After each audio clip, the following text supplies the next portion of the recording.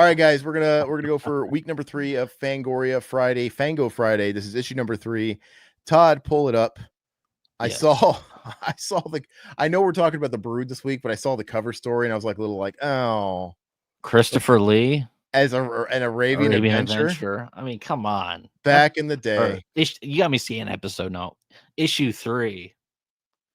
Hey, I but mean, we love Christopher Lee, but come on. But now is this as bad as John Wayne as Genghis Khan or no?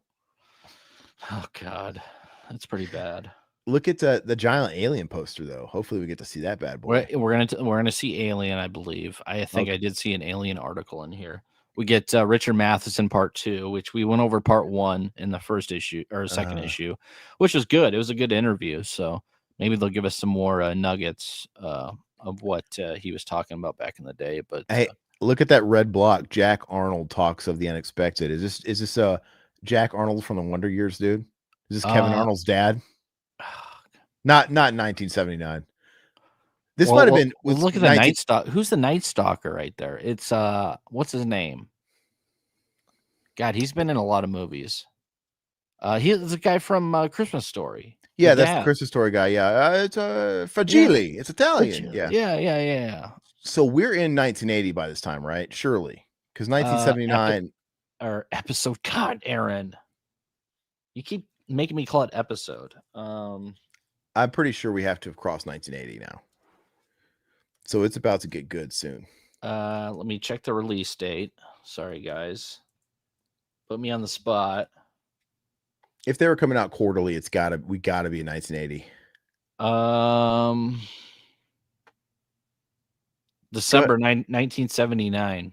Oh, so right at the very end. Okay. Very end. Well, yes. I expect good things from the next one. So let's go ahead and just start flicking through it. Okay. So there's your great cover. I mean, that doesn't sell anything. I don't know. The guy with some bronzer on his face and a fake mustache. I mean, the giant alien poster is cool. I mean, they should have. Why didn't they put that as the main shot there? They drew a cute little alien, cute little. All right. Ooh, page 2. That classified section's looking pretty. Oh, look at that classified number, page 64. Why is there a woman on there, just like laying there, like half naked? Oh, there you go. I think we saw this in the last issue. It's these it's collector's art, like cells or something. We saw this where they got the 60s Batman. I thought that was pretty cool. From television's most popular animated shows. Yeah, so you got Batman. Yeah, you got Star Trek, Tarzan. Let's dude. Let's look through the key here. Can we imagination to post? Yeah, zoom in a little bit. The Arabian Adventure, can't wait. It's the ultimate flying carpet movie, and it's flying your way soon. Okay, The Brood, can't wait to talk about that one. Page 12, David Cronenberg, Canada's Baron of Blood. I've never heard of him. That must not have stuck. Were they trying to make the Baron of Blood a thing? That's pretty cool. And a straight talk about the use of terror. Richard Matheson Part II. The Matheson Chronicles continue with a complete guide to his TV and movie fantasy. The fantasy films of Jack Arnold. So it's not Wonder Years. Behind the scenes of The Incredible Shrinking Man, Tarantula, and the Creature with the man who directed The Shape of the 50s horror.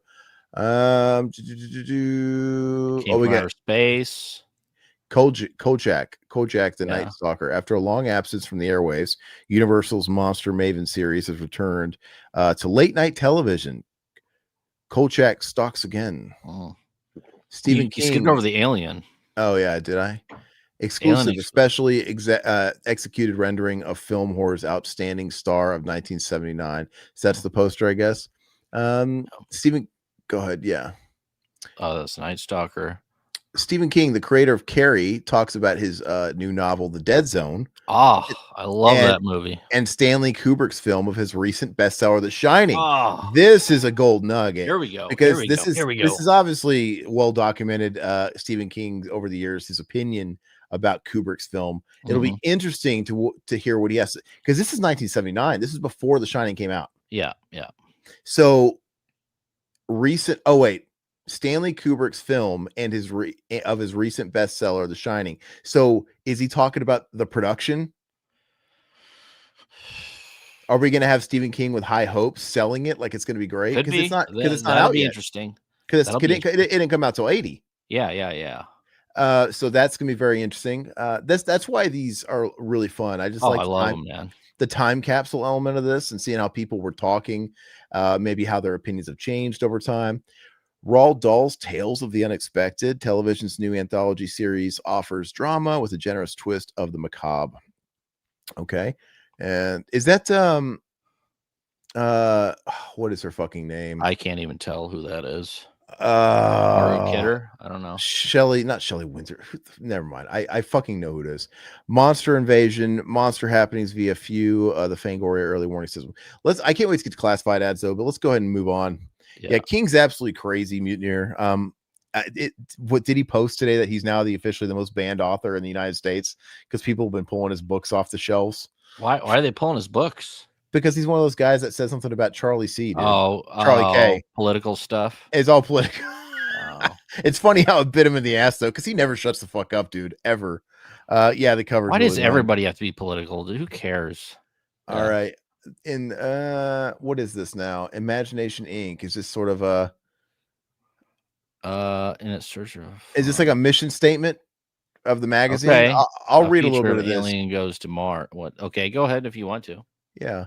Every so often, Fangoria receives a letter or two saying something along the lines of, "How dare you run a feature on Alien Goes to Mars when it was obviously inferior to the original Alien Goes to Malibu?" Or, "Why didn't you slam Arabian Adventure for being scientifically inaccurate in their flying carpet scenes?" How about fucking racially inaccurate? That's all I cared about back then was the flying carpet. By the way, this is only the third issue. So what? For the first two issues, every so often... Anyway, it says, you get the idea. Apparently there's a lot of horror and fantasy buffs out there who take their movies and books very, very seriously. So seriously, in fact, that the fun seems to have exited the picture somewhere along the line. So if you're looking for transcendental criticism and long-winded analyses of the socio-political ramifications of Mothra within our pages, you might as well stop reading now. What you hold in your hands, happily enough, a delightful it's a hard one. Annual. Yeah. Sorry. Anachronism. That was tough to say. Anachronism. Okay. Anachronism. Dan Aykroyd. A throwback to an era when movies, books, and TV shows, good and bad alike, could be seen, enjoyed, and or loathed solely on the basis of their content matter, not on the basis of what a group of writers believe the content matter should have been. During the 50s, when fantasy media magazines first appeared, movie fans such as myself haunted the newsstands, eagerly awaiting each new issue. These magazines told, okay, I'm going to skip all this. So basically, they're just saying, hey, stop. We're only 3 issues in now, and you guys are fucking driving us crazy with your listener mail that's judging us, and we're just trying to have fun. Which I appreciate. I mean, yeah, me too. This kind of reminds me of us too, where it's like we've had sometimes people talking about our commentaries when we do film commentaries. I'll be like, "Oh, why did you do this? Why you say that?" I'm like, I'm not here to fucking not have fun. Yeah. I'm not here to sit there and shit talk and just look. If the movie's fun, we're gonna say it's fun and we're having a good time. If the movie sucks, we're gonna joke around and have a good time. Yeah, we're gonna talk about random stories from our childhood. People were talking, dude. I'm talking about like our. I'm gonna say it. I'm talking about we did a commentary for that film, The Forest Hills, and we had some people coming in the comments about the accusing there being a maybe possible abuse of Shelley Duvall being in it. Look, I don't care if Shelley Duvall was dragged there on a leash and made to eat shit in between takes. I'm watching the movie, and if something is fucking hilarious about it, I'm still gonna laugh at it. Doesn't mean I don't feel bad for somebody. It doesn't mean that their plight isn't real. But if we're clowning on something, we're commentating on the movie, not we're clowning the movie, and we're clowning on the characters, or we're praising the movie or praising the characters. Has nothing to do. And I think the point I've made before is, if we're gonna watch Lucas, I don't want to sit there and just constantly think about Corey Haim getting Crisco'd in between the trailers, fucking in between. We don't need to know. I want to just let's talk about Lucas, man. Yeah, I don't want to see the movie itself. I don't want to see the pain in that kid from Clown House's eyes, dude. Yeah, no, we don't need to know how the sausage was made or where it was put. Yeah, or where it was put into Corey Haim. All right, okay, so yeah, that's all they're saying. They're just saying, hey guys, let's just thin the herd on the future mail. Don't even fucking bother. Mm-hmm. Don't write about that bullshit. So let's go ahead and skip ahead. Okay. Oh wait, what is this?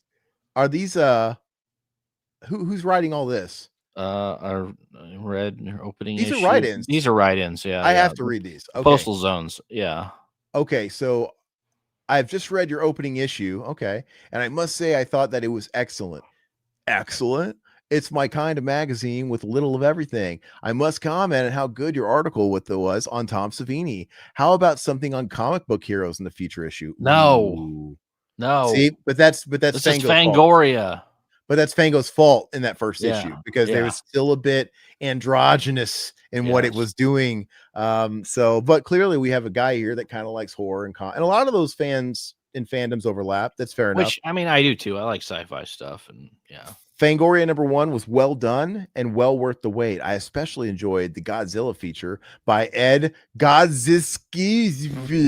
In my opinion, you have found a great new talent in Mr. Godzizu. Why do you bother fucking writing that twice? Just say you found a great new talent in that guy. I'm very pleased and excited by your new magazine, Fangoria. Isn't it funny how issue 3 they're obviously just talking about write-ins for 1. Yeah. So they're a little behind. It's not your usual run-of-the-mill monster mag. It's crammed with great photos on glossy, high-quality paper without the cruddy newsprint and the very stupid puns you'll find in every picture caption on every other sentence. But the real reason for my letter, it would be great if you would do a lengthy feature on Japanese superheroes. Though most of them, besides Ultraman, who is far from the best of them and not well known, I believe it would be great interest to many people. Todd, no. This guy's trying to go into Japanime Ultraman. Yeah, that's a different magazine. I got to call my kid. Todd, you want to read one? Yeah. So the next one, let's see here. Fangoria #1 was everything in the first issue of this type of magazine should be. The Doctor Who feature wrap. We don't need to know about the Doctor Who feature. I mean, God, this is all the sci-fi fans. I mean, is the horror fans, why aren't they writing in? Or are they writing in and they just don't publish them yet? We'll see. It's still early in the magazine's lifespan. So exactly. All these people are reacting to issue #1. And issue #1, I don't blame these guys at all because they're just kind of responding to what they were given. I mean, and maybe how broad. I know we had like. Oops, I'm sorry. There's Romero's. I want to see that. Yeah, I want to read more of these. I know there was like horror related magazines and things like that, and EC Comics and stuff. But did they really have a lot of horror magazines that were covering the media and film? So it was kind of uncharted waters for a lot of these people. They probably didn't know what to expect, and they couldn't have predicted what was going to become a Fangoria in the coming decade. Well, and the horror really didn't take off until like I want to say the slasher, started coming out in the 80s, like early 80s. So in the next couple of years, they just they struck it rich. I mean, they came out with a perfect time. And yeah, exactly. No, they started something, they were feeling it out, and it was just a matter of months. And it's like, oh God, we are in the Friday the 13th craze and slashers.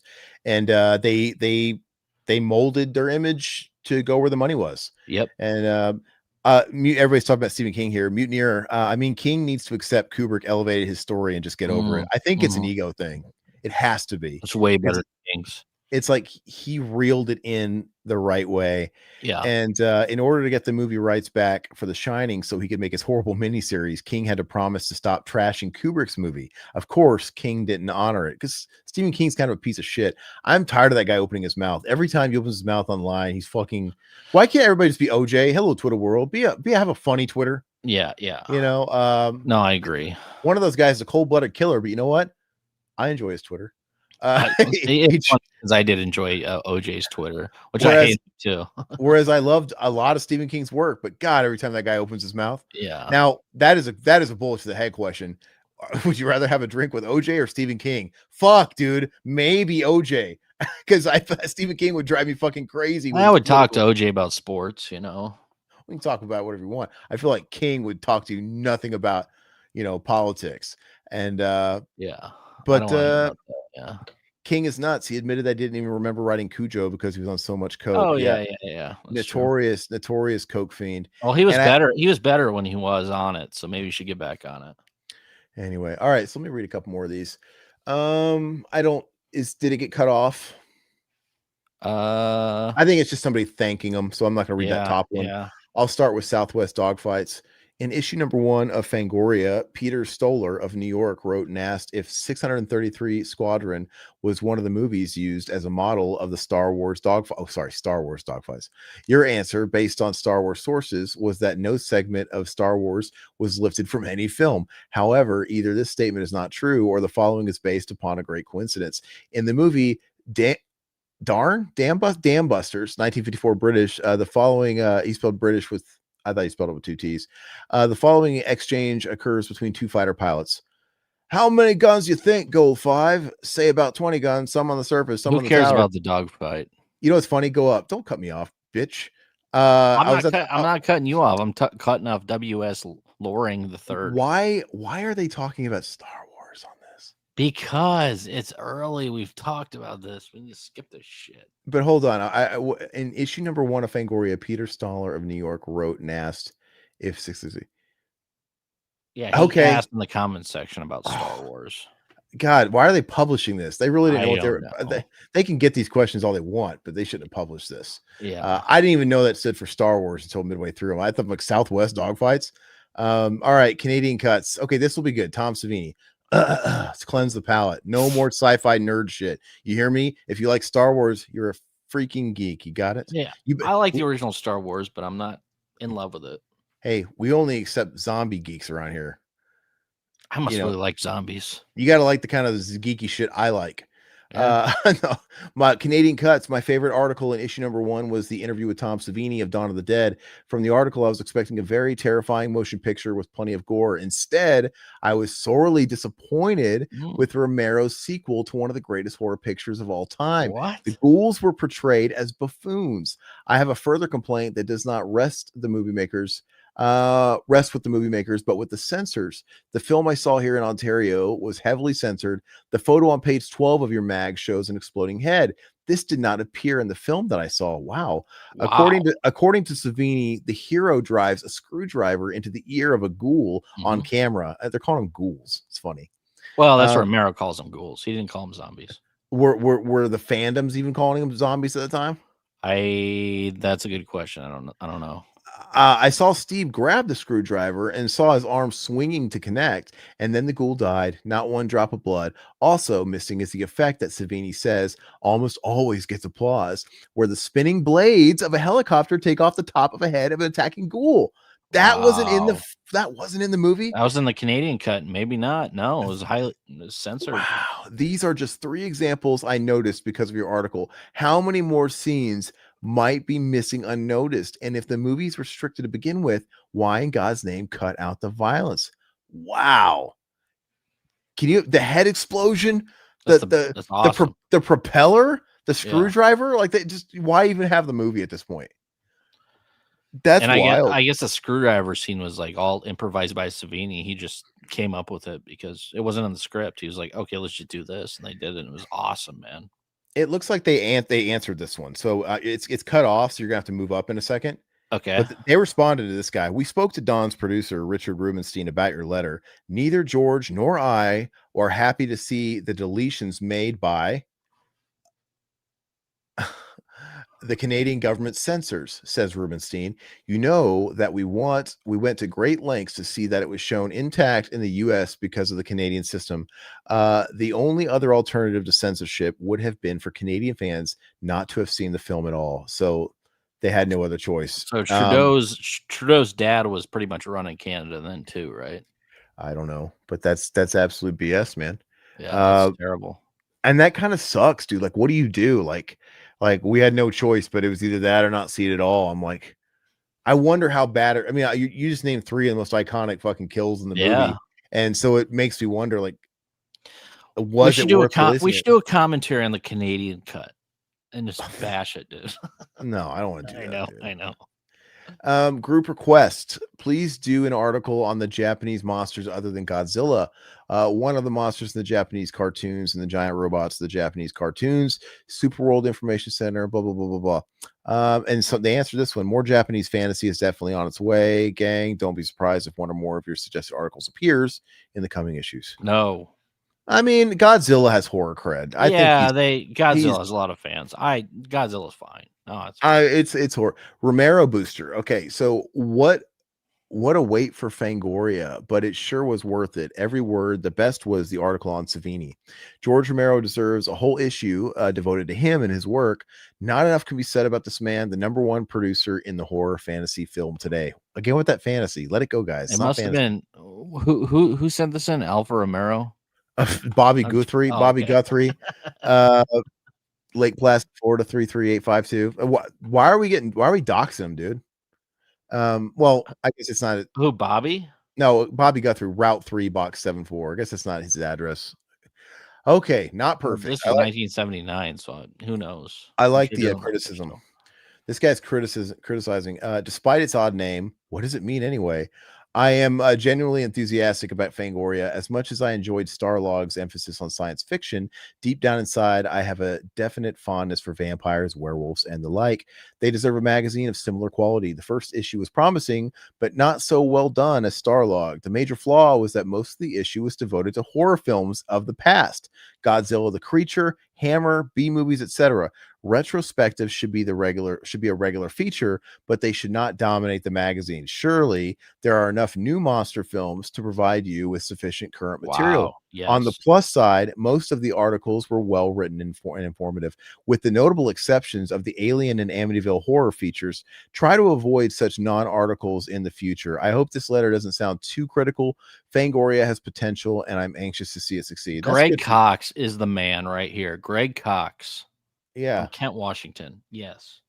Yep. Because think about it, 1979, what could they have been talking about? I mean, they could have talked about, well, Halloween had already come out the year prior, so maybe it would have been weird to talk about that. But it was still modern enough to where it's like, talk about talk to John Carpenter. Yeah. Like, what's next, John? What's next? And he's going to say, be coming out in 80, right? What he would have said was, well, it's the Elvis TV movie. Yeah. Because it would have been the Elvis TV movie. I'm pretty sure is what came right off the heels of Halloween. The ABC television Elvis movie. What else could they have talked about that was new around the time? Obviously, Exorcist is already old and out. You know, why don't you talk to guys? They could have talked about The Exorcist, though. About what Toby Hooper had going on. What was his? I know we were still a ways out from like Texas Chainsaw 2. Was it Life Force? I mean, when did Life Force come out? No, this is we're still not at Life Force yet. Okay. Yeah, this is 79. But yeah, I don't know. Something a little more modern. Okay, let's go ahead and move on. Look at all those issues of Starlog. Arabian Adventure. Look at that guy in the left. Holy shit. Look at his eyes, dude. Look at those lips. Zoom in on that face. He's ready to go for it, Todd. Oh my god, dude. Oh. Those eyes creep me out, man. Yeah, it's nightmare fuel or wet dream fuel, Todd. Look at those DSLs. Go down. I'll just kind of skim this. The same body I look at every day in the mirror, dude. Looks like Samoa Joe, dude, or like Papa Shango or something. Papa Shango, yeah. Have you ever seen this movie? No. I can't say I've ever seen this movie. Does anybody hold this movie in high regard? Lawrence of Arabia? Is that what this is? No, this is the Arabian Adventure with Christopher Lee. Yeah, but I'm just gonna look at the pictures. I want to look at, is that Tattoo from Fantasy Island? Look at that little guy in the middle. Zoom in. Looks like kind of looks like Tattoo from Fantasy Island, but a little taller, stretched out. Yeah, it's my facial hair. There you go. Anton LaVey, dude. Let's get a shot at Christopher Lee. Hair for Anton. Go to Christopher Lee. Yeah. We can pat. Nobody's even seen this. That's where Darth Goricorn. We're still talking about Stephen King. I can't wait to get to the King article. King needs to learn to write outside of his comfort box. It's why his writing is staler than a 15-year-old box of cereal unopened. Yeah, places like Canada were notorious for censoring movies for years. Sadly, France was even worse. Darth, honestly, older Korean and Japanese horror movies deserve more respect than they have gotten. Many of them would blow the Friday 13th and Nightmare on Elm Street movies out. No, I totally get it. Yeah, I would like to do a whole month. If I could convince Todd, I want to go Asian 1 month. You know, you're not allowed to say Oriental anymore. You're not? You know, isn't it weird how like times change? Like I said something at my job that I had no idea was like, it's just something that everybody says. It wasn't anything. And then I got talked to by my boss, and she's like, "Well, somebody pulled me aside and they were offended at it." I'm like, "What?" I'm like, "That's bad." And I had to get like educated by the okay, I didn't know. Like that fucking no, everybody was as lost as me besides me, but I still had to get talked to. And yeah, somewhere along the line, you're not Oriental is an offensive term. So like people like your grandpa, my grandfather, I've heard him say, "Oh, the Oriental." They don't mean anything bad by it, but apparently you can't say that now. It's offensive. But what's offensive about it? Because they're from the Orient, right? Yeah, I don't really know that. There's probably something historical about it, but forgive me, Father, I know not what I do. I'm ignorant. So hey, another 10 years is gonna be even worse. So let's see here. But no, I love it. I would love to do a whole month, or at least start sprinkling in more of these Asian horror. You know, we just did our member commentary. We did it for Phantasm 2, which was Mutineer's suggestion, which we were happy to do it. Never heard of this movie. Yeah, sadly, when King sobered up, his writing went to hell. No win situation, like a lot of our favorite musicians. But one of the contenders, I was like, Todd, we should just do the Ringu. Like start with the Big Daddy in Asian horror, and then we can branch out. I've never seen Ringu. I haven't. I just love. There's so much to crack open with Asian horror. So or we were talking about doing Imprint. No, not Imprint. What's the other one? The other one from Takashi Miike, the big one. Not Imprint. God dang it. Audition. Audition. Yeah. Yeah. Okay. So there's just so much to explore, but anyway, let's go ahead and move on past this nonsense. Yeah. It's more this not. They gave a huge cover story to that. Well, let's look at the last page. Make sure there's nothing we missed there. That's the good shit we're getting to. Okay, yeah, you can move cast and credits. I don't give a shit. Look at that. Yeah. All right, this is now the good stuff. The Brood. We definitely want to skim this article. Look at those creepy kids, dude. They are so scary. If anybody in the chat hasn't seen The Brood, go watch it. The movie is awesome. It's top. God, Cronenberg has so many good movies. It's maybe top 3 or 4. I put maybe the third best Cronenberg film, but it is so cool, man. It's creepier than hell. It's great. The Criterion put out a Blu-ray of it, which I'm not a huge fan of the cover. The cover is fine, but they never had a good cover. That's the whole thing. It looks fantastic though. So highly recommend watching The Brood if you haven't seen The Brood. I got that Criterion Blu-ray, and I have the Second Sight 4K. Oh, you got the Second Sight. Does that look pretty good? I haven't watched it yet because it wasn't that long ago when I got it. But I had to double dip because wow. Well, we got some Brood fans in here. We got Hope's a big Brood fan. Mutineer's a big Brood fan. I would grab it, but my daughter's bassinet's in the way. She's sleeping here right now because I'm babysitting. But yeah, I haven't watched it yet, but I'm dying to. And when you said like top 4, I mean, God, I'm thinking about Cronenberg, and maybe he's got 4 really great. I mean, I don't like all his films; like they're not all equal. Half of them are good, I think, at least. You know, so I think top 4 is not doing it justice. I feel like his best movies are Videodrome. Videodrome. The Brood is right there. It's right on The Fly. That's the top 3. Dead Zone. Yeah, that's probably it. That's the 4. Yeah. That's probably it. That's probably the 4.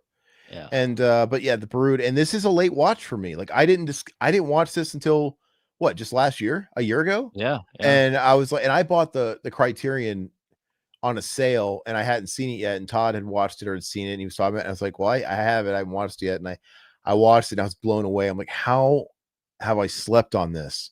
Yeah. I like how all those kids like they look like little versions of Mac, dude. They look like little versions of Mac. They're just missing little face tattoos. They're creepier than hell, dude. I mean, look at them. Look at that one on the far right. Some of them look like masks, but they look creepy. Look at that one in the back. Oh yeah, the back right middle. But it sucks because even looking at an article like this almost kind of does a disservice to the film, because I watched the film having never seen any of these screenshots. Mm-hmm. Like I had no idea what these fucking kids looked like. Yeah. I had somehow just slept on The Brood. And then when I kind of got the reveal and you see like the first kid for the first time, it's like, oh, what the fuck? But they don't make them. Yeah. They don't make them like they used to, because this is, I mean, This is creeper, and I'm not a kids movie fan. Like kids don't creep me out. The Brood kids, they creep me the fuck out, man. And I love props to not hiring little people for these roles, because those are kids. Look at those proportions. Look at the sizes, their normal size heads. These are real children. Give them all Teen Choice Awards, Nickelodeon. I don't know, but that's fantastic. And yeah, the end there, that's like shots from the end when they're all in like the house, dude. Fuck, it's creepy. Let me read some of this. Okay, yeah, one of the best movies of all time. Hope says Mutiny or Brood is number one. Cronenberg for me. It's on the heels. It's on the heels of Videodrome. You could say that's number one. I wouldn't fight you on it, Mutineer. Videodrome just got style for me, and I love James Woods. And there's just something about the VHS tapes. I don't know, something about it. Debbie Harry. Yeah. But this movie, this is like all just substance, and I don't give a shit who the actors are in the movie. It could be anybody. They're not the ones that sell this movie. It's just a creepy story. I want to rewatch this tonight. Maybe I'll watch this after the stream. Well, I'll watch I'll watch the second sight so I can for this Halloween season. Yeah. I've given up on trying to finish The Brood. Every time I try to finish it, something happens. Last time I lost power for 3 days from a storm. It was those damn little fucking gremlin kids you're looking at, dude. They're messing with your power because they don't want you to get base pilled by completing The Brood. Yeah, you need to finish it, man. It's fantastic.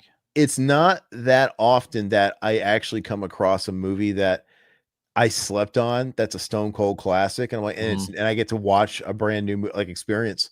I feel sometimes it feels like I've seen all the classics, which obviously isn't true. But when I find one like this, I'm like, where have I been? It's really exciting.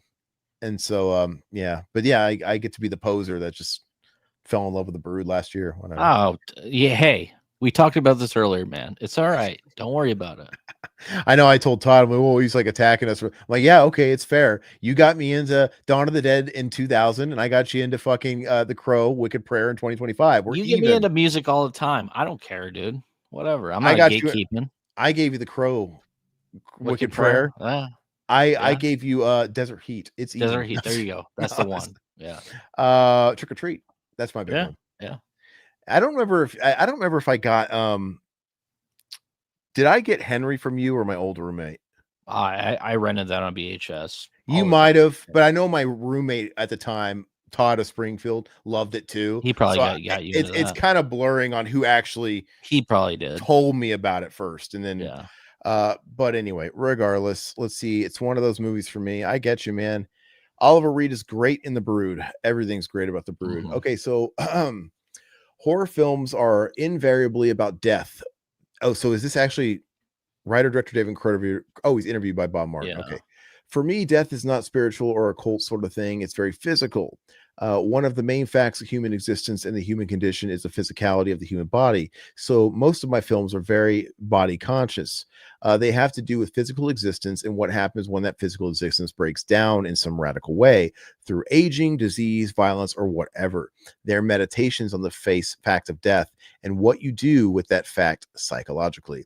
The man somberly interpreting his own films is David Cronenberg, one of Canada's most successful filmmakers, though the picture he's speaking about is his first theatrical feature, Shivers, released in the US as They Came From Within. His words equally apply to later movies, Rabid and The Brood, which, by the way, I don't think Shivers or Rabid are fantastic. They're early. I like them both. They're okay. But I could tell, like, okay, he's building the blocks. Yeah. And if Brood is like if that's his, he's off to the races. Yeah, absolutely. Because it's way better than those. Shits on them. The first two are okay. I like him in that order. Shivers is like his least best. Yes, like that definitely feels like a first. And then Rabid's a bit better. And then like I said, we're in great territory now. Cronenberg points out that the difference between his own terror films and his recent flow of horror epics by comparing Shivers with the most notorious of the lot. A lot of people have pointed out a similarity between The Parasite and Alien and The Parasite and Shivers. I was very disappointed with Alien. It had no metaphysics, no philosophy. The creature winds up as a man in a crocodile suit who chases a bunch of people around a room. I think that my own films do a lot more in touching a deep-seated nerve, more than the simple reaction that you don't want the crocodile to eat you. Oh, so do you still like The Brood now? Now that he hates Alien? I mean, I still like Tom Savini movies, and he's a fucking piece of shit. I mean, it doesn't matter. True. That's true. That's true. That's so funny. Alien was just a $300,000 B movie with a $10 million budget. Oh The my parasite device isn't used in a metaphorical way. It wasn't used to evoke anything. John Hurt has the parasite in him. He goes on about his usual business. In Shivers, the parasite stays inside the people and changes their behavior and their motives.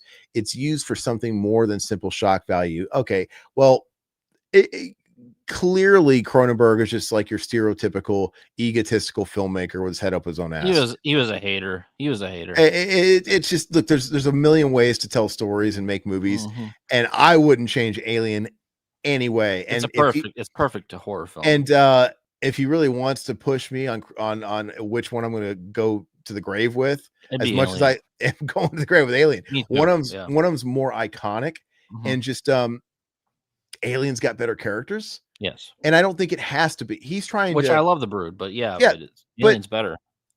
But it's cool what he's focusing on, talking about the metaphysics of like the parasite. That's his angle, man. Like, I think there's more to Alien than that. And and what's wrong with that? It basically is a $10 million B movie. They've already said that. It's like, look, they used to shit. They were inspired by the old B movies of the day that were looked down upon. Is like, and we want to actually legitimize sci-fi horror like it never was before, because it used to always, make people turn their nose up at it. And what happens if we put some great acting, we put some great cinematography, and we make it extra compelling and give it a little bit of money? I don't think there's anything wrong with that. And talk about a movie that built a world without even Alien never needed sequels to build. They built a world with a movie that told you nothing, from like the planet they visited to the space jockey they tell you nothing about. You just see it all like mummified and fought. It's building a world that's there, and it doesn't really do that in The Brood. But I think they're both great, and they're both great. Yeah, they're both great films. But all filmmakers are like these sort of auteurs, like your Tarantino in his early days too. They all like to talk shit. They want to one up each other, is what they want. And they want to smell their own fucking shit. Yeah. And it's just a really conceited arms race sometimes. Which is crazy, because I give people credit all the time. I'm like, hey, great job on this. I appreciate that shit. But yeah, filmmakers are different breeds, man. Yeah, Hope. That's harsh. I think Alien is one of the most terrifying creatures ever put to screen. Yeah. It's one of the few movie monsters that scares me as an adult. 100%. And we don't even care about sequels around here. Like, in my mind, when I look at movies by the movie Alien. I don't give a shit what it became.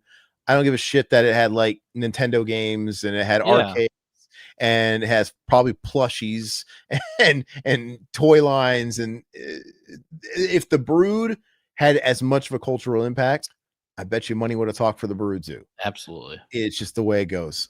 But anyway, or whoever financed The Brood would have been like, well, this made a lot of money with a crowd we didn't expect to make it. So we're going to make a sequel. You can do it, or we're going to give it to somebody else because we own the rights. Of course. That's the thing, is like, you think the guys who wrote Alien had any fucking control over Alien? Absolutely not. It was Fox. Yeah. But anyway, what do we got here? The King of Terror, but shock value there is in abundance in Cronenberg's films, though he claims he was not particularly a horror fan before he began filmmaking. Okay, well, that should tell you everything.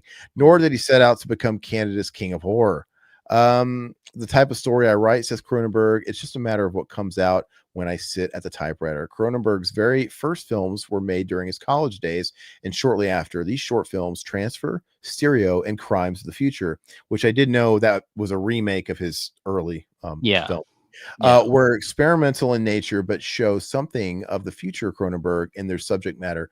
They're all still occasionally screened at college campuses and in museums, but Cronenberg learned that success on the underground film circuit does not pay its own way and decided to seek financing for his first commercial film. Yep.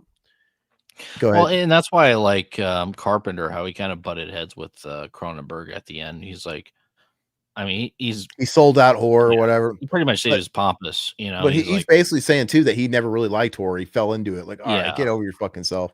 But go up that picture. What's that picture up there?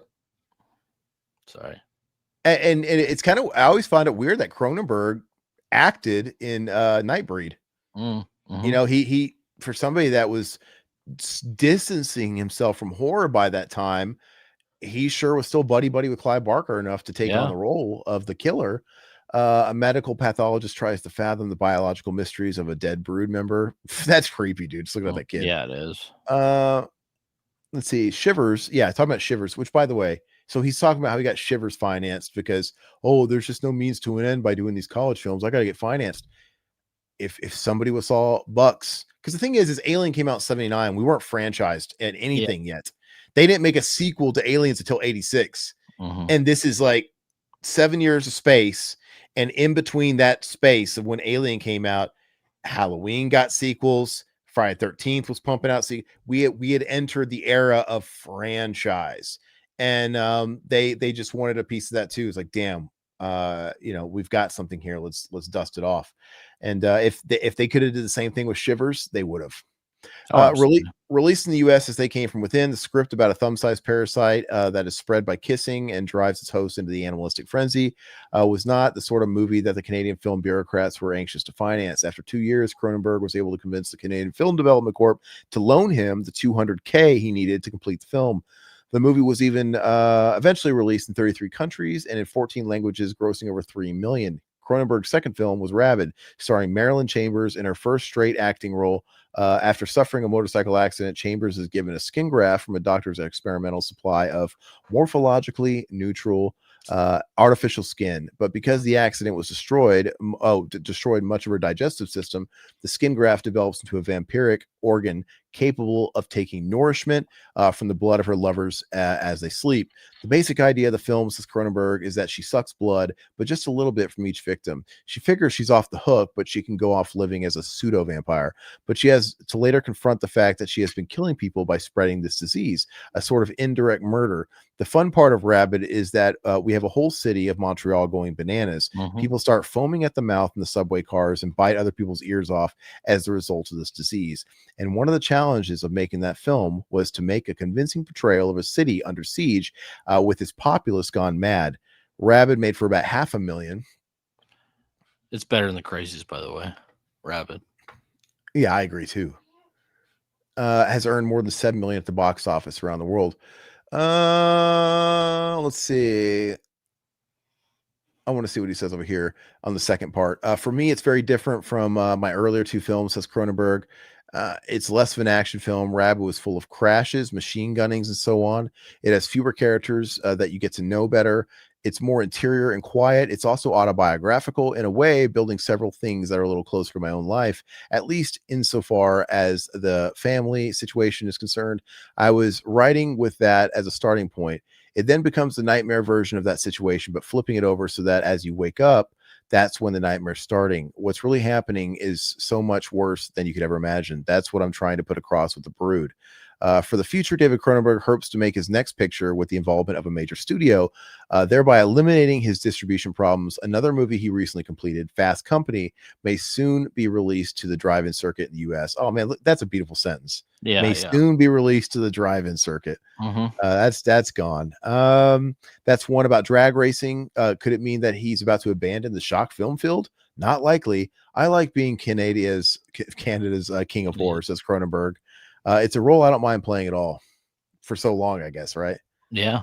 Okay, so that's cool. I enjoyed that read. I like hearing about these directors and where they were at during that time when they were sort of just beginning to start peaking or not yet peaking. Yeah. And I like the fact how he talked about Alien and how he didn't appreciate it because it was a brand new movie, man. It was the hot tub, and it's just like that's also fascinating too. Is this is kind of before it was known as a xenomorph, and people were calling it the parasite. People were calling it whatever, and I just think that's really neat. Like, and this is something. Hey, if you ever see Cronenberg at a con, go up to him and ask him about, hey, do you like Alien? Because I read in Fangoria episode, God dang it, Aaron, issue 3, that you didn't like Alien. What is it? Do you like it now, or do you still despise it? It's totally possible after 46 years he might have softened to it. Yeah. You know what I mean? Because I do that shit all the time, dude. It was brand new. And he was a hotshot fucking asshole young filmmaker that was looking to tear anything down, and he thought his shit didn't stink. So, you know, I wouldn't be surprised if his mind changed on it. And I don't think you're going to see him doing cons, though. No, I don't think he does cons. There was something else I was going to say, and I fuck. Oh, it'll be interesting to when we get into the later 80s, you know, around 87, 88, when maybe we get some coverage on Hellraiser, because they're not going to be calling him Pinhead. Yeah. Because Pinhead was named Pinhead by the fans. Yeah. You know, because he was just lead Cenobite. Mm-hmm. And even on the credits of the movie and the book, he was not Pinhead. But that's a great example of the fandom taking possession of something, because everybody referred to him as Pinhead, and eventually to the point where Clive Barker calls him Pinhead. I believe he calls him Pinhead in Scarlet Gospels with Harry D'Amour, the last book with Pinhead. And he gave fans like that sort of passageway to that, which is really cool. Why everybody needs to be watching these every Friday, because we're going to get into some of these later 80s episodes or 80s issues. Not only that, but Cronenberg seems to be missing the subtext of Alien 100%. And you know what? I really can't stand film elitist buff guys. These guys that just pretend to know everything about every movie they see. Like, oh, you did, and it's to make you feel inferior, because I'll be the first person to say I love movies. I've liked to think I've dabbled into making movies now, but I'll be the first person to say that I watch shit all the time that I'm like, what the fuck did I just watch? Yeah. You know, and then there's people that are like, oh, you didn't get it. You didn't get it. I'm like, do you get it? Yeah. Oh, I don't know. They're like, let me check Google real quick. That's dreadful. That's a dreadful film. No, I watch shit films. I watch good films. So maybe I appreciate all of them. You know, so it's possible on one viewing at the cinema, Cronenberg didn't really pick it apart. He was just watching it for the face value of it. And that's totally fair. Sometimes you have to marinate on a film and maybe even watch it again and have conversation with people. You know, sometimes the equivalent to that today is going on Reddit and seeing what other people thought of a movie. I've done that. I've totally done that. Like, what do you guys fucking think of this? I like how we skipped that guy. Was there anything new to add? Richard Matheson? Well, we kind of went over with them last time, right? Yeah, let's skip through it. Is that David Carradine, dude? No, Darren McGavin. Go ahead. Yeah, it looked like David Carradine. Did I didn't recognize him without a belt around his neck. I'm sorry. Jeez. Oh, too soon. Vincent Price, fantastic. Last Man on Earth. Oh, are they basically just talking about the it's his filmography. Oh, it's filmography. Okay. Yeah, we can kind of move past there you go. Alien. Yeah, then a Stromo hat. You can still buy those hats. People make them. Let's see. Yeah, here's Jack Arnold. Creature of Black Lagoon, fantastic monster, fantastic imagery, and those Universal movies, they work so well in black and white because so much of them are just shot at night. Creature's one of the best too. Well, I don't know. I don't know how much of them were like day for night shooting or whatever, but they at least take place at night, and just the dark chrome look of them just looks fantastic, and the creature's great. Yeah, it's anybody in the chat, let us know what's your favorite Universal, because everybody has a different favorite. It's crazy. Let me zoom in on this. Let me check this out. I'm sorry. Hey, hold on. Sorry, I just want to skim it. Let's see the SFF films of Jack Arnold. Love science fiction, states Jack Arnold, the famed film director of such 50s favorites as Creature from the Black Lagoon and The Incredible Shrinking Man. As a youngster, I used to buy up all pulp magazines. I love them. I was very pleased when I was assigned to direct my first film because I was still an avid fan. The more I did this type of film, the better I liked it because the studio left me alone, he grins. Fortunately, no one at the time at the studio was an expert at directing SF films, so I claimed to be one. I wasn't, of course, but the studio didn't know that, so they never argued with me. So he lied his way to get in the door, like a lot of people do, which is great. You know, that's what you got to do. Yeah. Fantastic. Why don't you scroll through these? I got to like pacify my kid real quick. Yeah, you're good. So basically, it's going through the creature, and I love the creature. I actually rewatched it, I want to say a year ago, and I have a lot of fun with it. It's solid. It's one of my favorite Universal monster movies. God, I still like Frankenstein. I like original Frankenstein, and of course, Bride of Frankenstein. And then I would say Creature would probably be my next favorite. But I also like the Wolfman. It's really hard to tell because really depends on my mood. And I kind of talked about it in a video that I do like a lot of the comedies with God, what's their names? Abbott and Costello, Meet the Frankenstein, The Mummy. Those are hysterical. I love those. So I try to watch those around every Halloween time. So watch those if you want to watch a good funny horror flick, but also have some classic Universal monsters in there. I like the old fashioned comedy, man. I grew up watching Our Gang and the Okay, Little Rascals and stuff like that, dude. The talkies. I wish I can go back to the day and be like, let's go see the talkies. The talkies.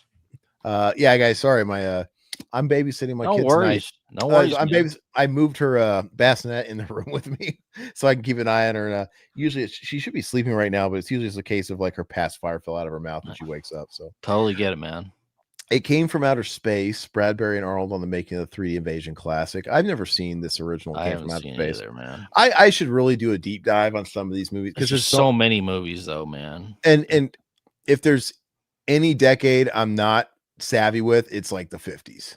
Yeah, there's so much to go through that I haven't. It Came from Outer Space. Never watched that, but if anybody has recommendations in the chat, throw them out there because I'll check them out. So let's go ahead and move on.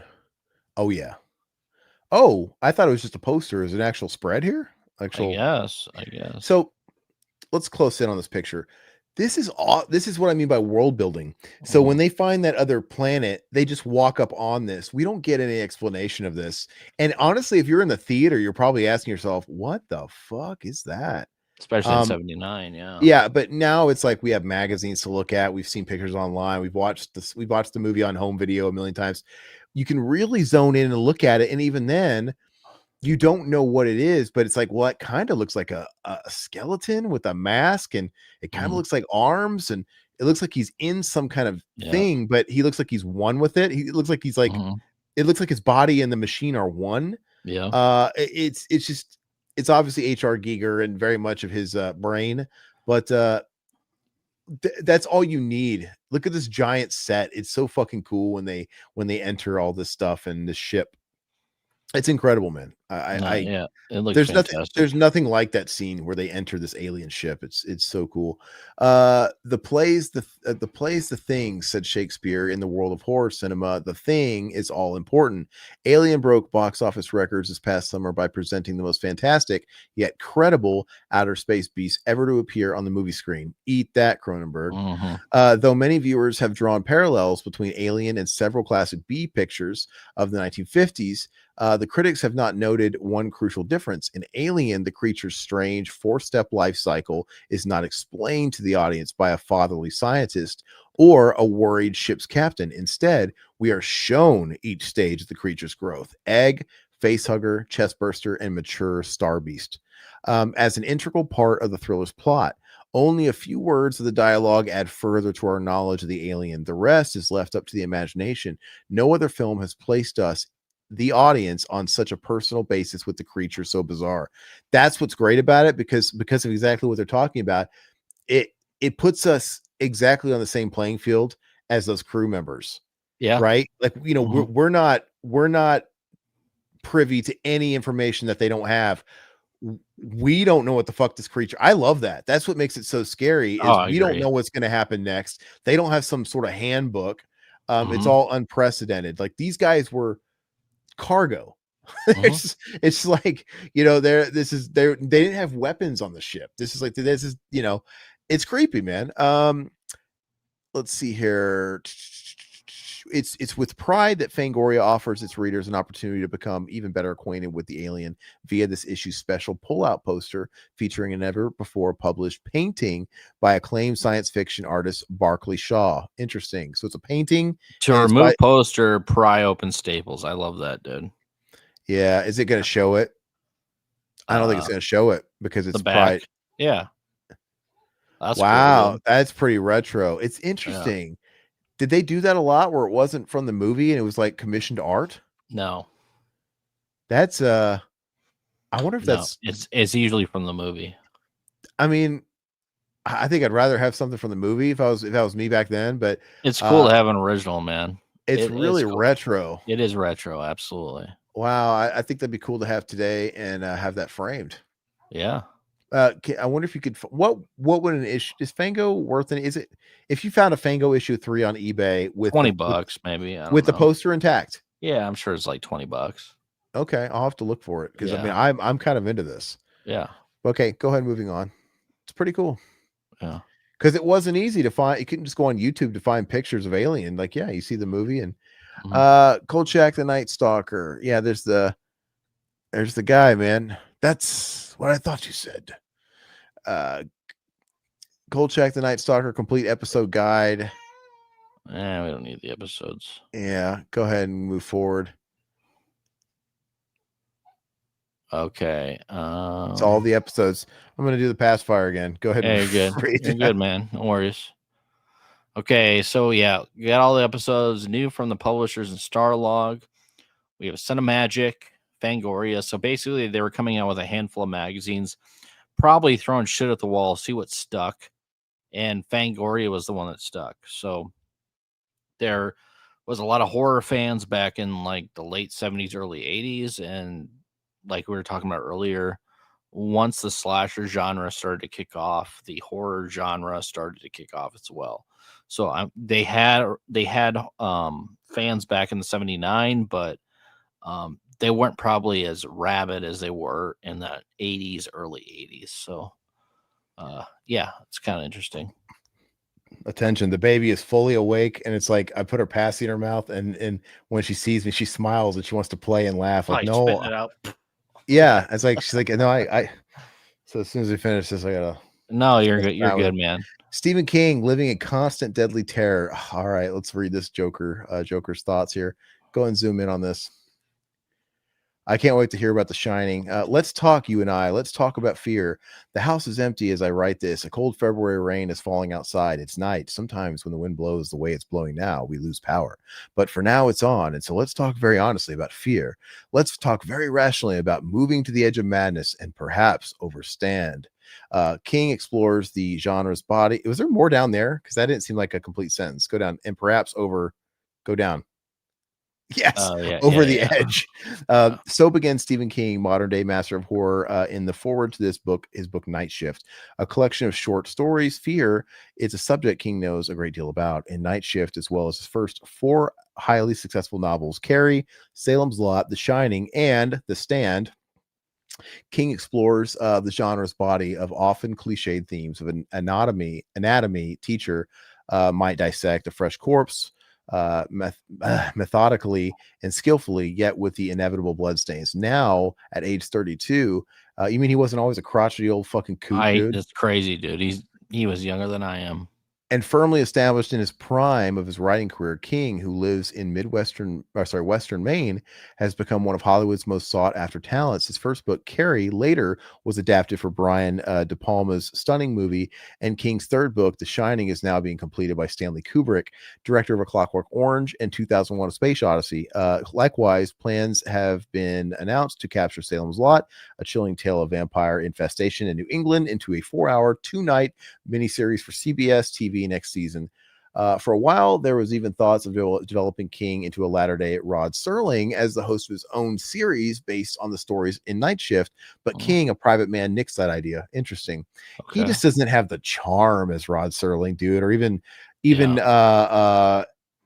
what's his face? Alfred Hitchcock. Yeah. Can you imagine? Yeah. Good evening. Yeah. Fucking Stephen King. No.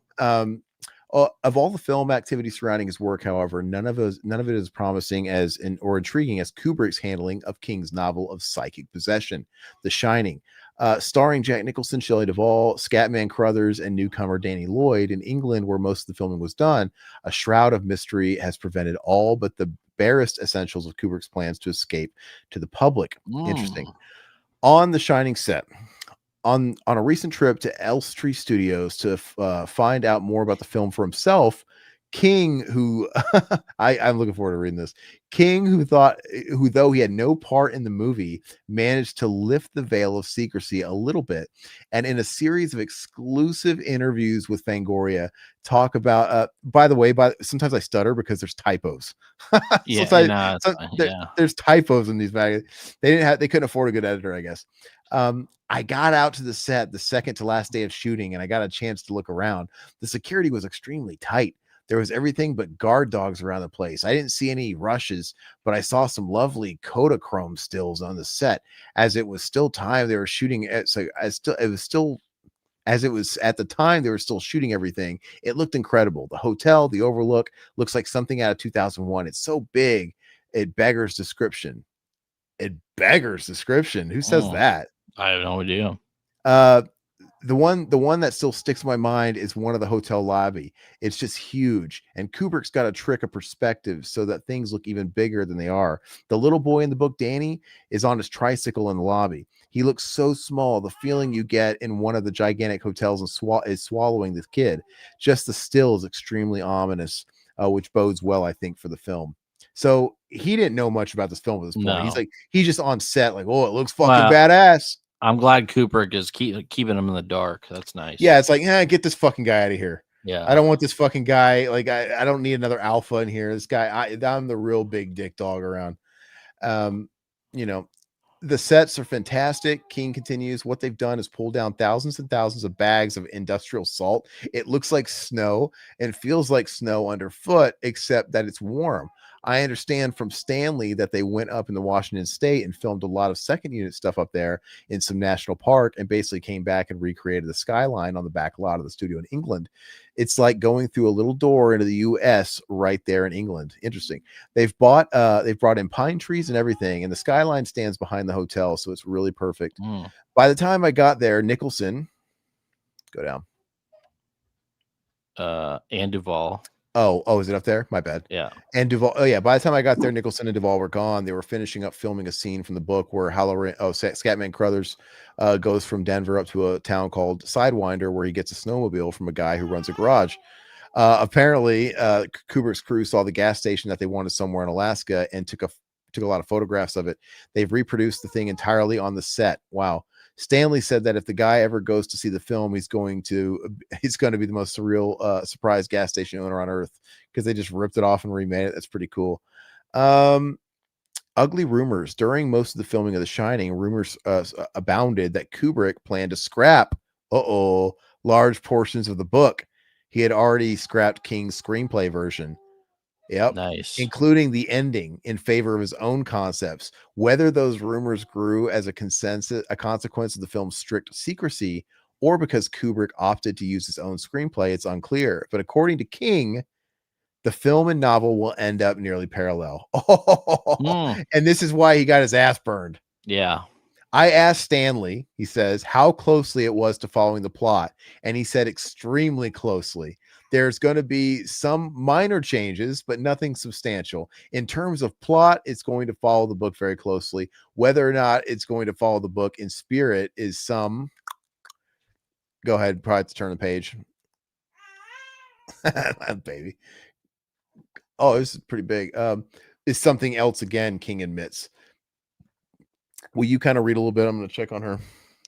Exactly what Kubrick has in store in another way of special effects equals sketchy. I don't know much, but I've heard that they had done a life-sized head of Jack Nicholson that has some points, was going to split open and split out worm. What? Really? Okay. I do know that there not going to be any of the hedge animals that have moved. Apparently Kubrick replaced it with hedge maze, and I think that the way things sound. Sorry, I'm really far away from my screen. That he's updated the overlook considerably. Yeah. So at least he knew about that. But I think he was mostly upset of what he did to Jack's character. Yeah. Which, somebody had pointed out in our last stream that they think that, I think it might have been you, Mute. That he probably took that personally because Jack Torrance was based on him. But I understand. Let's see here. I saw it as kind of a grand old manor, but I understand that there is one sequence in the movie where Danny goes into the game room that's full of electronic games. Apparently, Kubrick assembled every advanced kind of electronic game in England and put them in this room. When the kid that's going on, when the kid go down. I think we're missing when the kid go down.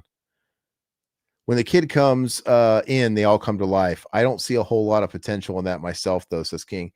The excising of the menacing topplery animals from Kubrick's work removes one of the most effective scare tactics in the book. Apparently, when special effects master Kubrick couldn't pull it off, he wanted to put it in. It wasn't that he didn't like the idea, but he went to a lot of special effects people in England and Europe, and they said that they could make the hedge animal. They could make the hedge animals move. They just couldn't guarantee that they'd look realistic enough to satisfy Kubrick's need for perfection. Yeah, because he was notorious. Yeah. A stickler, observes King. From that, it seems clear that Kubrick is obviously a man who is in control. Back up. Yeah. In control of what's going on there. I mean, that's kind of what a director is, Stephen. Says King. He looks tired, but he seems happy and he seems pleased with what he is getting. He didn't seem nervous or autocratic or anything else. Casting doubts. If the author has any serious doubts about the film's version of the book, they seem to be in the casting. King notes, I'm a lot more dubious about Kubrick's casting of The Shining than I ever was about any of the people in Carrie. I always saw in my own mind Wendy Torrance as kind of a middle intelligence, beautiful piece. Shelley Duvall just looks sort of nervous and overbred. Okay. Wow. And I always saw Jack Torrance as a tall, dark-haired man, him, and not Jack Nicholson type at all, not flamboyant, almost withdrawn. Go down. I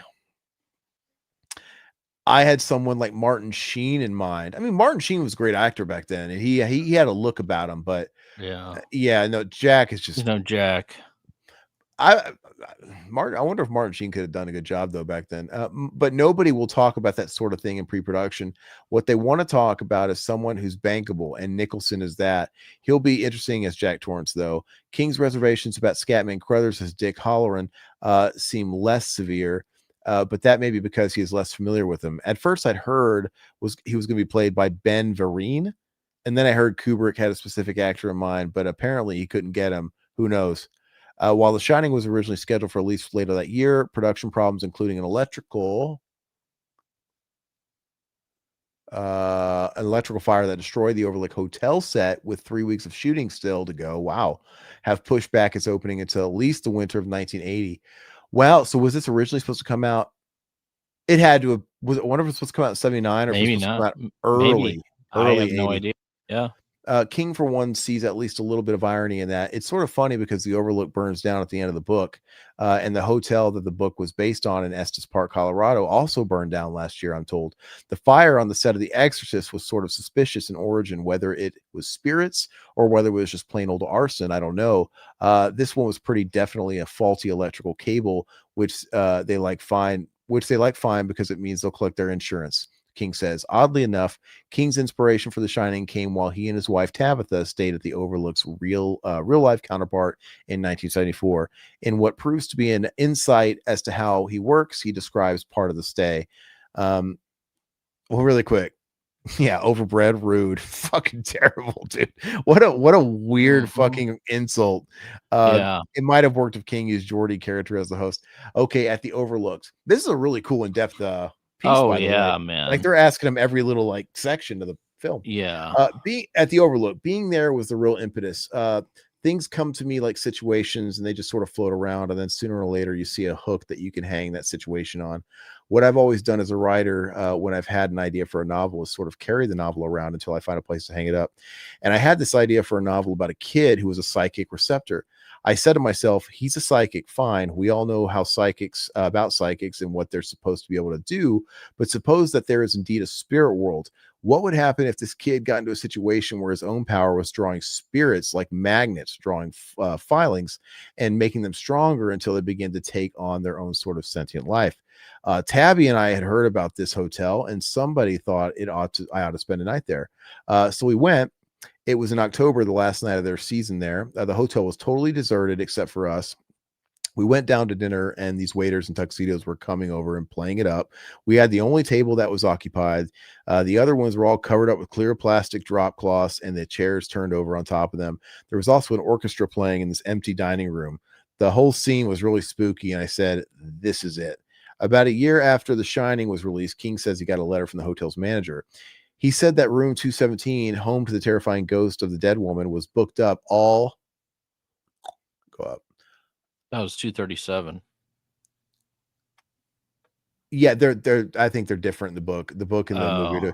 Anyway, it was booked up all through the season that people kept stealing the brass nozzles of their fire hose. I found that interesting. Translating that kind of audience feeling to motion picture won't be easy, but King remains optimistic that Kubrick could pull it off. Unfortunately, he's less happy about NBC's plan for Salem's Lot. I'm not terribly anxious for it to happen after what NBC did to Harvest Home. King says they really screwed that up. Yeah, I don't know, and King probably doesn't even realize it at this point, but I don't know why they changed the hotel room number in the movie. I don't really. A mutineer, yeah, he knows 217. I don't remember I read the book once, so I don't remember. But why did they change it in the movie? Was there any rhyme or reason to that? Kubrick wanted something different. I mean, he's probably just wanted to do it to piss off King. Because it's just a number, though. Yeah, well, he probably wanted to piss him off. Which is great. I mean, okay, Romero, a genius. At one point, he had hoped his friend, director George Romero, would do Salem's Lot, but it won't happen. George won't work with those people, and I don't blame him. He and I have talked over some possibilities, and we're going to talk some more. Sooner or later, I hope he and I will do something together because I'm particularly interested in him because I think he's a genius. I saw Martin, and it's a knockout. I'm scared to see this new one, Dawn of the Dead. He's got taste there. As another NBC project, King has written a screenplay for a movie called Night Shift, but he doesn't expect that to get off the ground either. I assume that if they had definitely decided to put the project on the front burner, I would have heard by now, and I haven't. He said, if Night Shift turns out to be stillborn as a film, then The Stand, his 823-page end-of-the-world vision, won't even be conceived as one. There won't be anything there, he says. It's too long. It's too downbeat for television, and it's too long for the movies. Movies have this kind of keyhole. Somebody like Francis Coppola and Godfather 2 can stretch that keyhole to maybe 2 hours and 20 minutes. But on the other hand, Kubrick himself tried to stretch that keyhole with Barry Lyndon and failed, though triumphantly from my point of view, despite so he actually liked Barry Lyndon. So he didn't hate. I've never seen Barry Lyndon, by the way. I haven't either. It's a period piece, and it just puts me off. Like I see like this Pride and Prejudice shit. It's not my jam. No, I get it. But I feel like I've got to watch it eventually. Despite the disappointment, some may feel that his reluctance to turn The Stand into a film, it's clear that The Shining will not be the last of King's novels to be produced. Today, there are close to 10 million copies of his books in print, with his new works, The Dead Zone and Different Seasons, to be a collection of 4 short novels. That total is sure to climb quickly. Different Seasons is a good one. I think that's got Shawshank in it. And Dead Zone, of course, is obviously great. Despite the hype and praise surrounding him, he's been hailed as the emerging Lovecraft. King remains remarkably self-effacing, a solid middle-class figure who drives in outer space a Yamaha 650 motorcycle and lives comfortably with his wife and 3 children. He believes the image of the horror writer who is, to use the words he penned for 1977 magazine article, living in constant deadly terror. You've got to remember I wrote the line because it sounded really good, but I think that the person who writes this sort of fiction is always in danger of having the imagination go out of control. It happens. It happens a lot. Take Sylvia Plath or H.P. Lovecraft or some others. A lot of them had a real problem keeping their imaginations under control. That's what I meant in the introduction to Night Shift when I said that the knife can turn in your hand and cut you. You can jump at a lot of the shadows that aren't there, and I don't just mean supernatural things. Your mind tends to leap to the worst possible conclusion of everything you're involved in. I'll give you one example, King says. Oddly enough, the fiction editor of Maine magazine was a guy named Gunnar Hansen, who played Leatherface in the Texas Chainsaw Massacre. He's a nice, gentle man, but it was very funny to see him holding my small son. There was old Leatherface holding him on his lap and bouncing him up and down. I even felt a little nervous about that. I think Stephen King definitely lost control of his imagination at some point because his shit got really whacked out. Yeah, it did. Was that the end of it for him?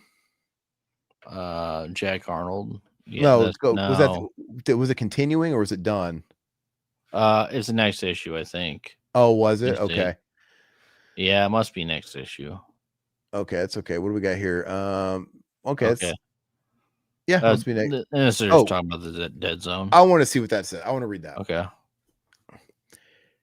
Okay, King on the Dead Zone. Stephen King's newest book, The Dead Zone, was published in August. It's a story of Johnny Smith, a New England schoolteacher who possesses dormant, low-grade, precognitive powers as a result of an auto accident he had as a child. King picks up what happens from there. On October 30th, 1970, he takes his girlfriend to the last carnival of the year, and he has a run of luck at one of the Carney Wheels of Fortune. On the way home that night, he's in a bad accident. He's in a coma for 4.5 years. When he comes out of the coma in 1975, he's like a modern Rip Van Winkle. Ice!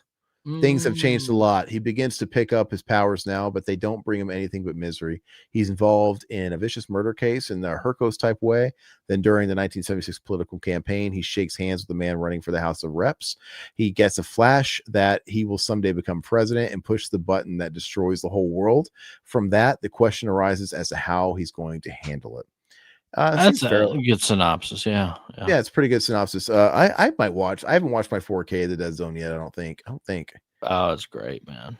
Yeah, I know. I think Dead Zone's fantastic. I've had enough of Jack Arnold. We can move on. Yeah. Starlog Trading Post. Got back issues. We don't need to know.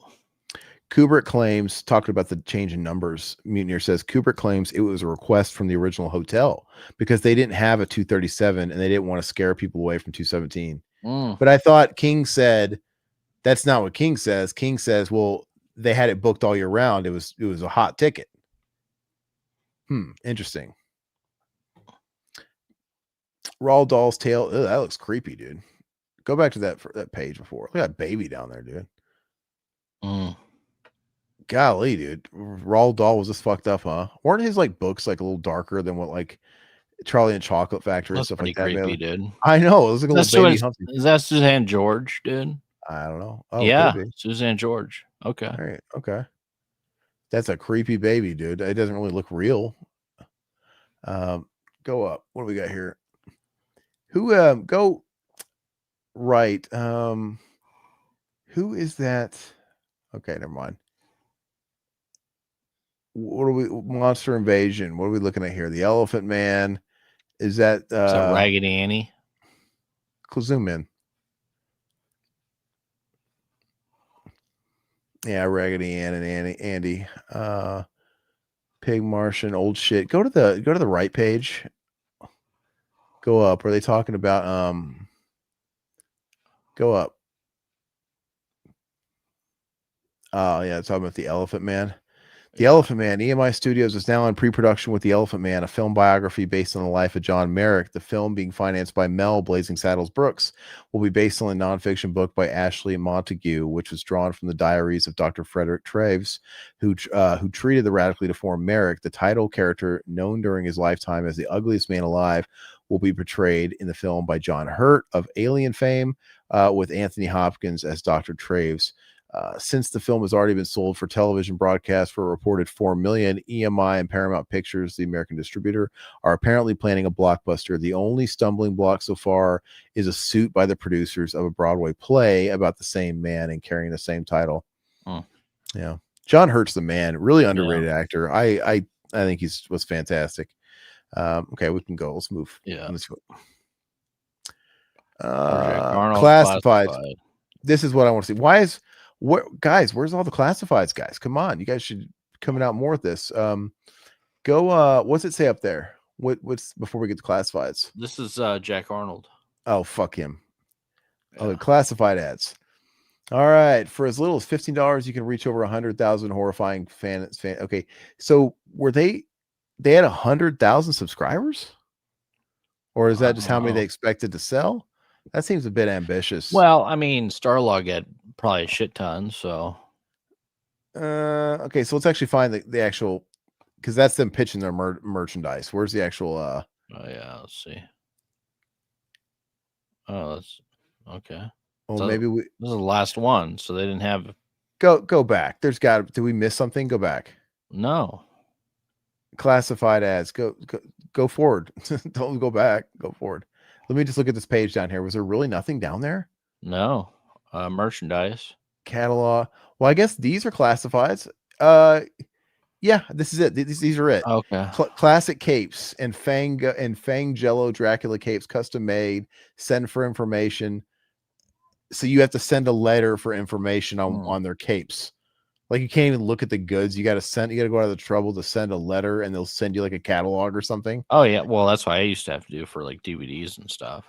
Fantasy Faces Studio, from the creators of Star Trek Aliens comes motion picture quality latex masks and Vulcan ear tips. Send 50 cents to P.O. Box, and I'm sure they're going to send you a catalog. You send 50 cents and they'll send you a catalog.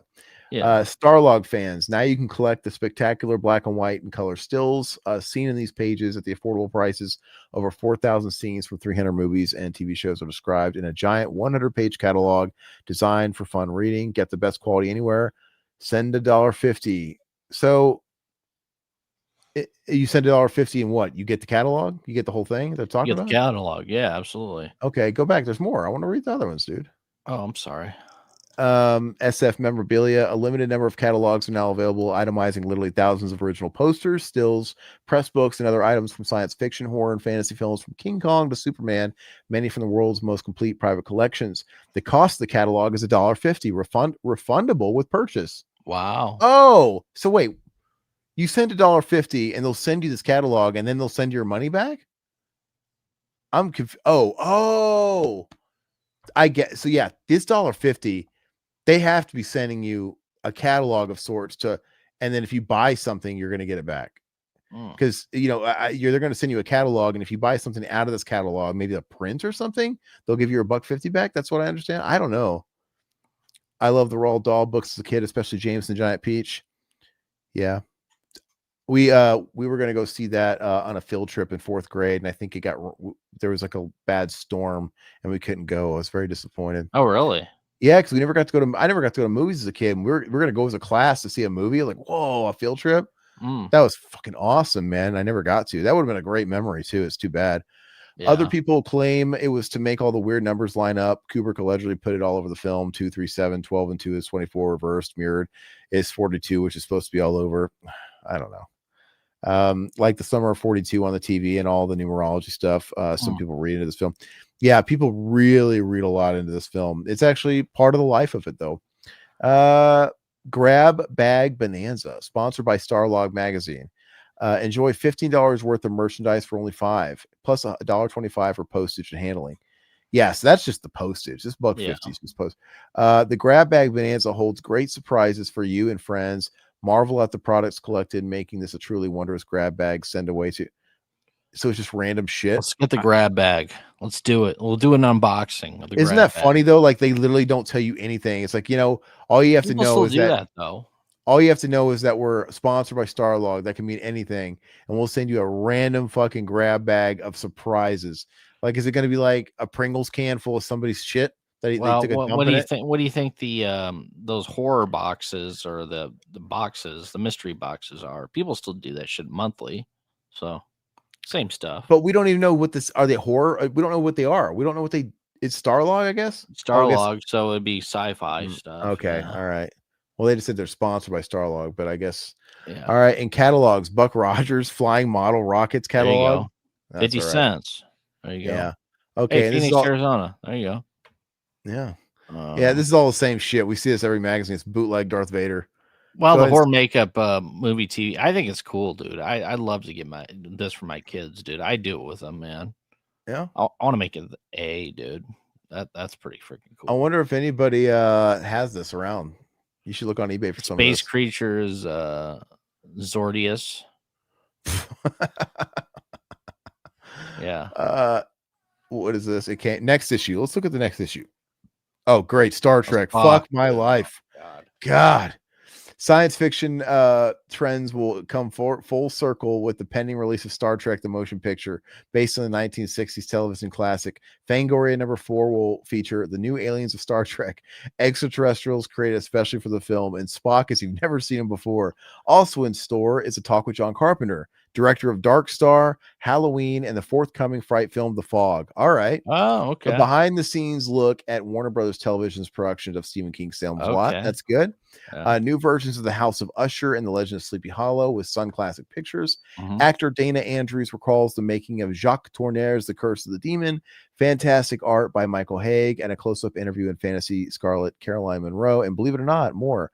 I just feel like they're picking the wrong cover stories. Like, can we get John Carpenter as a cover story for?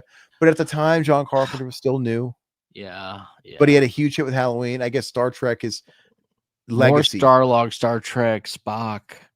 And this comes out December 18th, 1979. So this is probably like a few weeks after. So they're probably just banking these for the end of the year, these issues. Damn. So we're still in the 70s next week. Which I own these Starlogs. I own this one right here. The photo guidebooks. These are cool, dude. I love these, man. They give you all the special effects and everything. They're really neat. So, but that's cool. Why do they have 2 issues like in the same month? Because didn't this come out in December? You said too. Yeah, that's what I read. Is that the last page? Yeah, it's the last page. Let me give the. Is there a back? Do we get to see the back cover, dude? Yeah, more Starlog.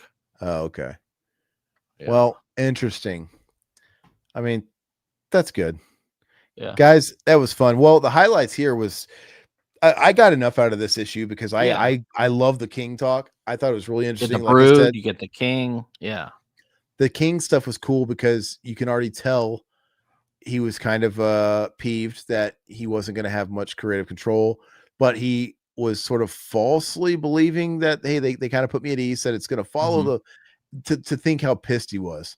You think he saw the opening night? He's like, those fuckers made me look like an idiot with Fangoria.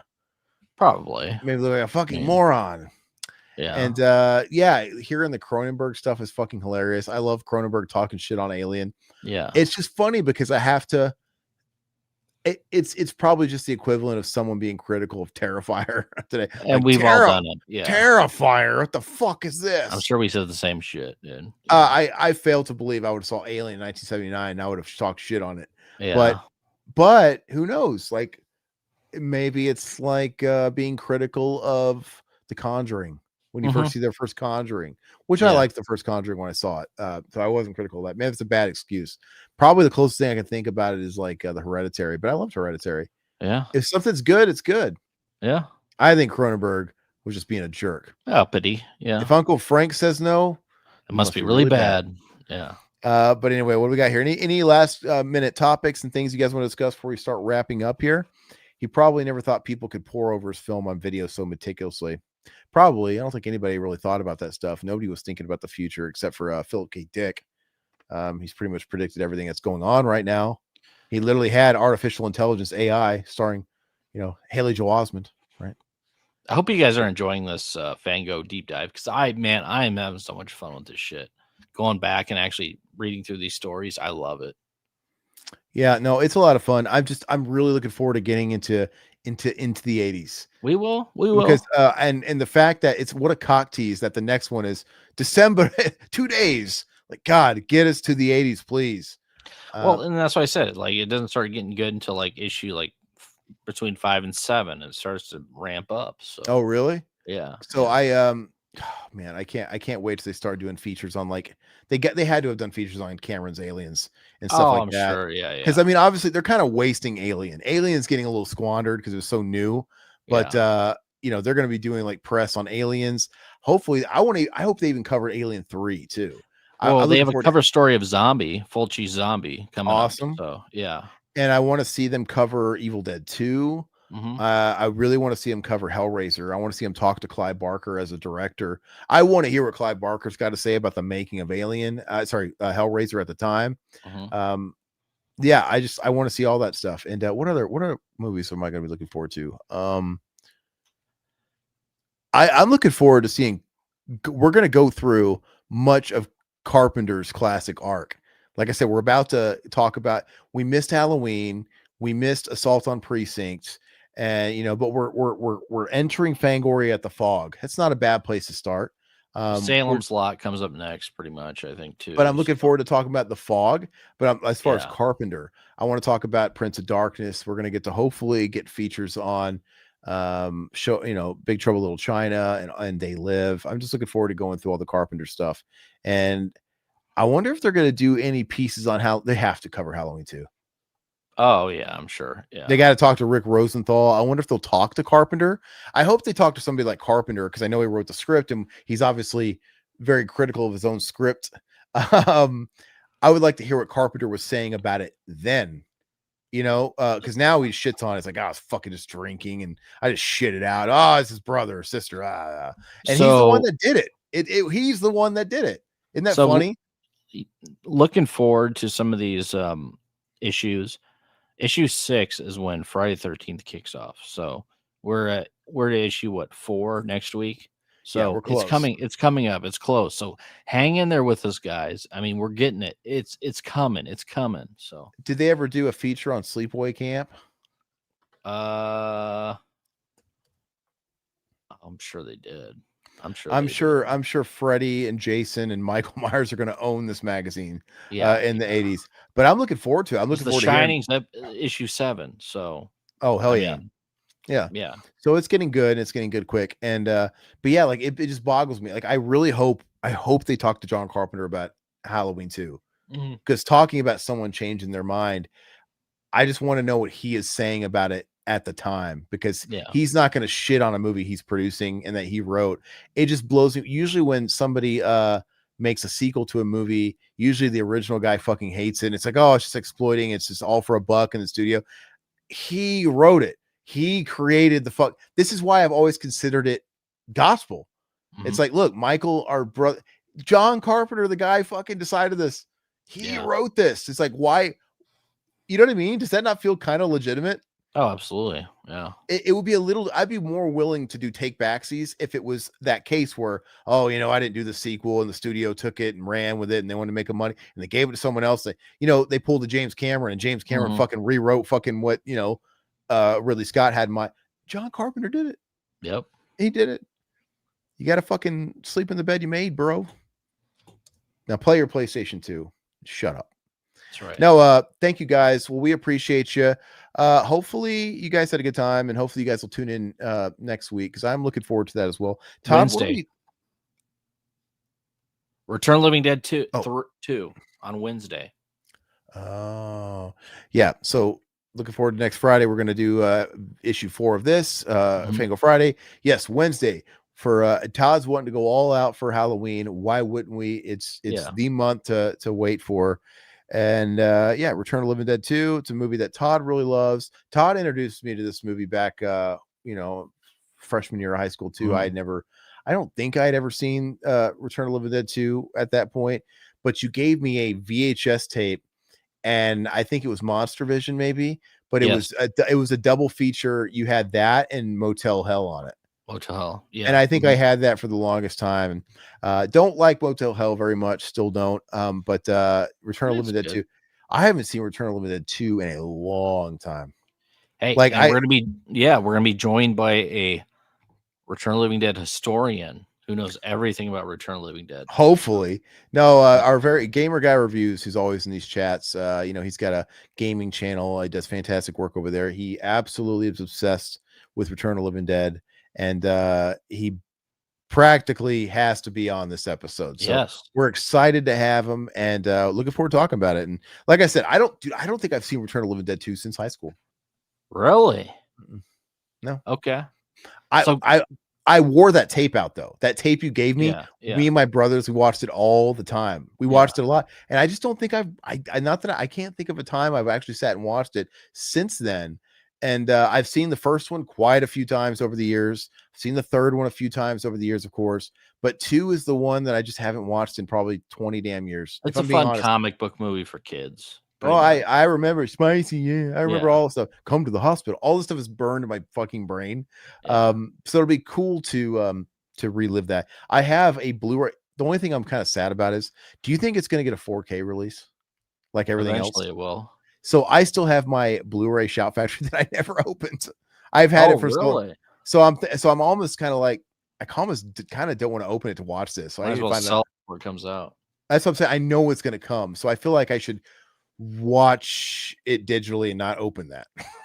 I got to find it if I can watch it. Maybe I'll take care of that for you. Mutineer says, prepare to be disappointed. Disappointed in the movie or disappointed in Gamer Guy? We'll see. I don't think Mutineer likes the movie very much. Okay. Hey, the new sequel has got Devon Sawa. You seen that shitty fucking movie? The Return of the Living Dead movie. Yeah, they had it all the internet. I didn't know today. Devon Sawa was in it. They announced it today or yesterday. Devon Sawa cast in the new Return of the Living Dead. That shitty movie that's just like a cash grab. Hey, right? My wife might like it then. She loves Devon Sawa. The guy fucking aged like milk, dude. Well, she still likes Devon Sawa. Well, I don't know if she still likes him, but she loved him like back when he was a kid. Yeah. Can I keep you? But he looks like fucking Gordon the Foot on Rocco now, dude. He looks weird. Limp Bizkit. We all don't age nicely. I mean, look at me. Come on. Hey, yeah, we can't all be Jonathan Taylor Thomas. That's right. All right, we can't all be Pauly Shore. Which, by the way, I want to get Pauly Shore on the show. Don't see this, Pauly. But Pauly Shore was like ass. Or Edward Furlong. I mean, come on. Yeah, I want to do the Fletcher Reed.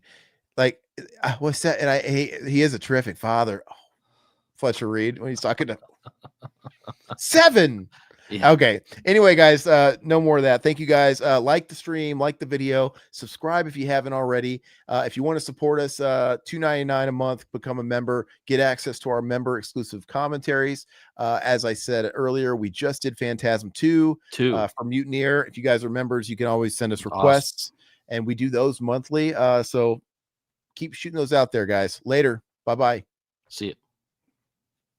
Big thanks to the Revival House family. Your loyalty fuels our obsession with horror and lets us uncover the darkest, most twisted gems just for you. If you're not a member yet, consider joining the cult today.